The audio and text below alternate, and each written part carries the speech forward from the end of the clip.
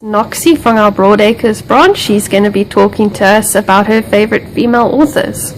Hi, my first favorite female author is Meg Cabot. Now she is for your age group of 9 and up, and she's your typical chick writer, and she writes about girly stuff, and it's The Princess Diaries, this book. Great book, and I think it's a classic. It's a series, and it's something that everybody would catch on to as a girl, and it's so much fun to read, and it's hilarious. It's a lot of fun. She's a very light-hearted writer, and she doesn't write very seriously at all, so it's for someone who wants something fun to read about. My second author is Jodi Picoult. Now, her style of writing, you really have to actually focus on what she's writing, otherwise you might get lost.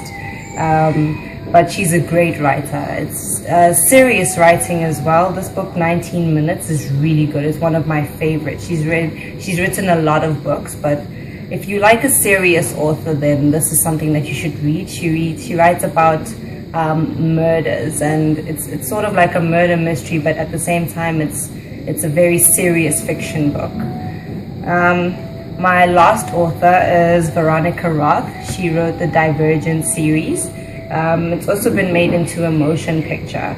It's something that you would want to read along with watching the movie. It's not something that you can do either the movie or the book. I think you'd rather do both of them. It's a very action-packed book, and it empowers a girl as well into doing things that mostly are given to guys, as in running and jumping and doing all those action-filled things. It puts a girl in the position of power a lot. And those are my 3 authors. This is Lucy from our Broadacres branch. She's going to talk about her favorite female authors. Okay, so the first one that I have on the list would be Karen Slaughter. This one is actually called Genesis. Karen Slaughter, she writes very suspense genre, and for the synopsis of this book is basically one of the medical examiner of a small town. She has to work with a cop from a different city, so there's always like these battlefields of like red tape, and they have to try and find a sadistic killer who has now actually 2 of the victims have escaped, and both of them actually unfortunately did not survive. So now they're trying to find the killer as more bodies mount, as they continuously mount. It's very much medical, so Patricia Cornwell fans might enjoy it, although I prefer Consort. I prefer storyline. I prefer twist as well. So the second one is Karen Rose, another Karen, actually, just so different spelling. This one's called I'm Watching You. This is actually the first book I ever read from this author. Also very suspense thriller, very serious stuff. But what I do like about it is that it's the twists just keep coming. It's this constant wave of twists, and you never know what's going to happen with each character. And so basically it's just a public defender office. A specific lawyer. She's being targeted by a certain stalker.